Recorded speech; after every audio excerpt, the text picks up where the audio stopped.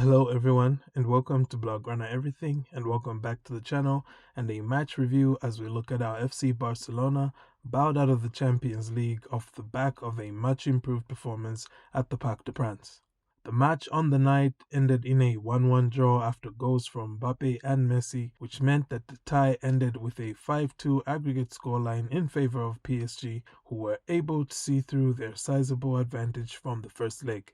So, as we normally do with match reviews, we'll look at how the teams lined up, then talk about Barcelona's performance on the night, and discuss negatives and positives from the performance, as well as pick the man of the match. A quick reminder to hit like and subscribe if you're enjoying this video so you can keep up with all the FC Barcelona match reviews on this channel. Let's go ahead and start by looking at the tactical setup from both teams.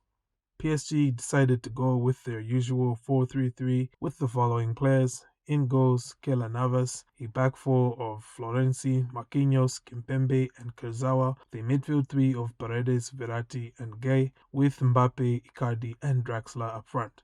Barcelona, on the other hand, set up with a 3-4-3 with the following personnel.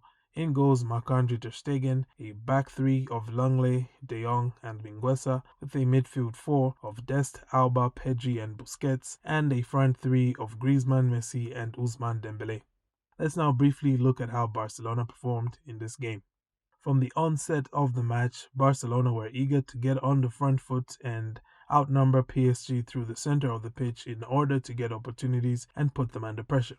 It didn't take long for Barcelona to get their first sight of goal as Dembele caused PSG many problems with his pace and movement of the ball. PSG then opted to sit back and try to catch Barcelona on the break, a tactic which led to them being overwhelmed for the majority of the first half and the game overall as Barcelona launched wave after wave of attacks on Keylor Navas' goal. The first goal of the game, though, came completely against the run of play as Langley was harshly judged to have brought down Icardi in the penalty box. Up stepped Mbappe and he buried the penalty confidently, sending ter Stegen the wrong way. Yet another black mark on Langley's record when it comes to giving away penalties this season. That's now the fourth one he's given away. This one he really didn't deserve, to be honest. PSG's lead would not last long, however, as Messi drew the Catalans level with an absolute wonder strike that left even Keylor Navas rooted to his spot, and just for a moment it looked like Barcelona would finally be able to find a way past Navas, who had up to that point been stopping everything that they threw his way. Then, as the end of the first half approached, the crucial moment of the match came as Barcelona were awarded a penalty following a clumsy foul by Kurzawa on Antoine Griezmann. Up stepped Messi to renew his rivalry with Keylor Navas, the former Real Madrid keeper. This time, the goalkeeper came out on top as he saved what was a tame effort by Messi's standards.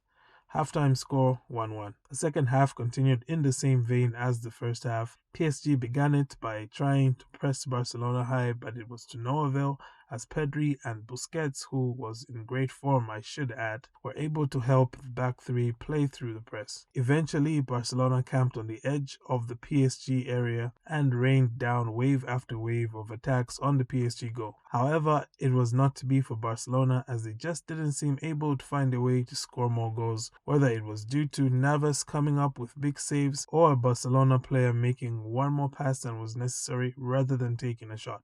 PSG never really offered much going the other way, and the final whistle soon came, putting an end to the tie and to Barcelona's run in this season's Champions League. I'm now going to talk about negatives and positives on the performance on the night, and as usual, I will start with my negatives. And where to start with this negative in particular? I have previously stated how I do not like to sound like a broken record, but once again, we're left ruining our wasteful finishing. Yes, Keylor Navas was in inspired form, but the team as a whole should have done better with finishing off chances. I do believe we had at least more than 3 clear-cut chances that were not taken, that's not even counting the penalty. This has of course been the story of our season, and it's hard to say what exactly must be done to change it. Hopefully the return of Ansu Fati can help in that regard, just so we can have a player who is more clinical and less shot shy. Okay, then I will now move on to the positives, starting with my first positive, which is the performance on the night by the team. Sure, Barcelona didn't win, and more than anything else, a win was what I personally wanted, but it was also what this team wanted.